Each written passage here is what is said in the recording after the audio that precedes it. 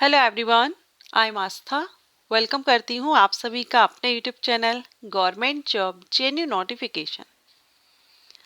GIC means general insurance corporation of India. इसमें assistant manager या हम कहें ऑफिसर स्केल 1, ये बेस्ट जॉब अपॉर्चुनिटी आप सभी कैंडिडेट के लिए। इस वीडियो में हम बात करेंगे GIC असिस्टेंट मैनेजर, जिसके लिए एनी ग्रेजुएट कैंडिडेट एलिजिबल होते हैं।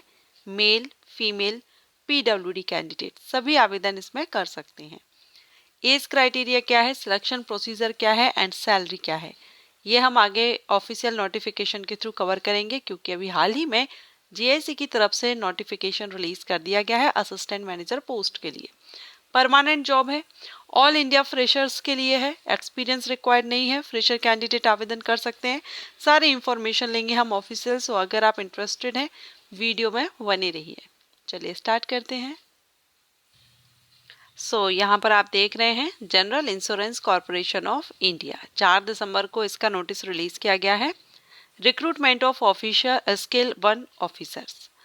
GICRE the Indian reinsurer is a 10th largest. यहाँ पर आप कंपनी के बारे में पढ़ सकते हैं, जो भी कैंडिडेट GIC के बारे में जानना चाहते हैं। Graduate and post graduate candidate eligible हैं। ज़्यादातर जो वैकेंसीज हैं वो ग्रेजुएट कैंडिडेट के लिए है। टोटल 110 ऑफिसर्स पोस्ट पर वैकेंसीज रिलीज की गई हैं। असिस्टेंट मैनेजर पोस्ट है ये इसकी ऑफिशियल साइट है। इस साइट पर जाकर के आप नोटिफिकेशन चेकआउट कर सकते हैं। इंपॉर्टेंट डेट्स देख लीजिए, उसके बाद हम असिस्टेंट मैनेजर के बारे में सारी इंफॉर्मेशन लेंगे।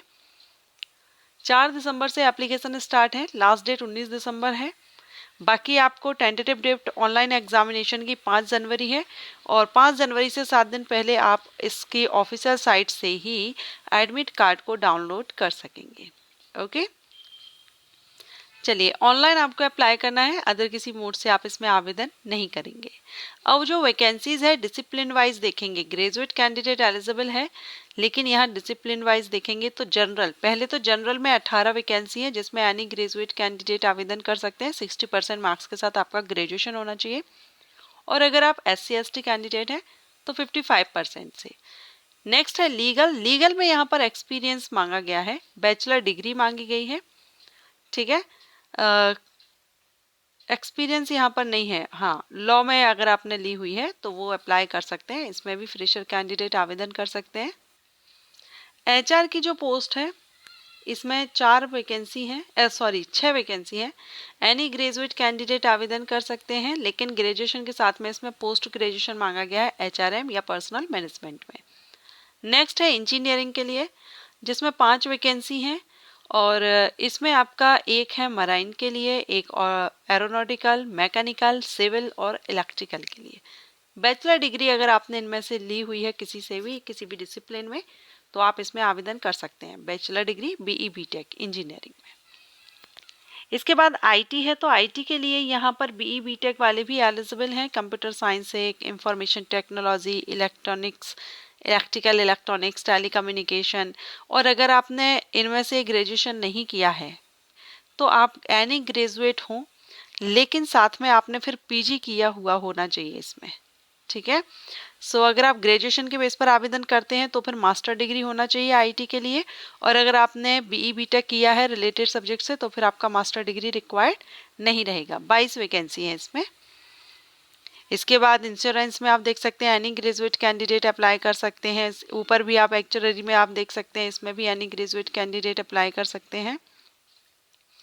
मेडिकल ये जो रहेगी, इसके लिए MBBS होल्डर एलिजिबल हैं, MBBS जिन्होंने किया हुआ है। फाइनेंस में 18 वैकेंसी हैं, जिसमें BCom कैंडिडेट एलिजिबल हैं, आवेदन कर सकते हैं। टोटल 110 वैकेंसीज आई हुई हैं। BA BSc BCom and BE BTech सभी कैंडिडेट यहाँ पर एलिजिबल हैं, आवेदन कर सकते हैं। इसके बाद यहाँ हम नीचे स्क्रॉल करेंगे और यहाँ डिटेल देखेंगे। देखिए वैकेंसी डिटेल यहाँ कैटेगरीज वाइज दी गई है, आप चाहें तो इसको देख लीजिएगा। एज क्राइटेरिया देखेंगे तो इसके लिए जो एज है वो 21 से 30 साल होनी चाहिए अनरिजर्व कैंडिडेट के लिए, और आपकी एज 1 नवंबर 2024 से चेक की जाएगी। बाकी अगर आप रिजर्व कैंडिडेट हैं आपको रिलैक्सेशन मिल जाएगा। SC/ST को 5 इयर्स का, OBC को 3 इयर्स का, PWD को 10 इयर्स का, एक्स सर्विसमैन कैंडिडेट को भी रिलैक्सेशन मिल जाएगा। ओके। आपकी सैलरी की बात करें तो बेसिक पे 50,925 और इसमें आपकी ट्रेनिंग वगैरह रहेगी। बाकी यहाँ टोटल अगर आप देखें तो पर month 85,000 per month plus other benefits are new pension scheme. ठीक है, तो ये यहाँ पर दिया गया है। इसके बाद सर्विस बॉन्ड भी यहाँ पर आपको देना होगा। सिलेक्शन प्रोसीजर कैसे रहेगा, तो जो मेडिकल के लिए पोस्ट है ना एमबीबीएस की, उस पर तो सिलेक्शन आपका सिर्फ इंटरव्यू के बेस पर होता है। लेकिन जो अदर पोस्ट रही, अदर डिसिप्लिन के लिए जो आपका सिलेक्शन प्रोसीजर रहेगा, उसमें आपका रिटन एग्जामिनेशन होगा, ऑनलाइन टेस्ट, साथ में ग्रुप डिस्कशन इंटरव्यू होगा और मेडिकल एग्जामिनेशन होगा। ठीक है, ये आपकी प्रोसेस रहेगी। एग्जामिनेशन सेंटर आपको ऑल इंडिया में कहाँ कहाँ मिलेंगे वो यहाँ पर स्टेट्स दी गई हैं। Andhra Pradesh, Assam, Bihar, Chandigarh, Gujarat, Karnataka, Kerala, Madhya Pradesh, Maharashtra and Orissa, Rajasthan, Tamil Nadu, Telangana, UT, Uttar Pradesh, west Bengal. ये स्टेट्स हैं जहाँ पर सिटीज़ आप देख पा रहे हैं। फिर आप इनमें से किसी भी सिटी के लिए आप चूज़ कर सकते हैं एग्जामिनेशन सेंटर के लिए।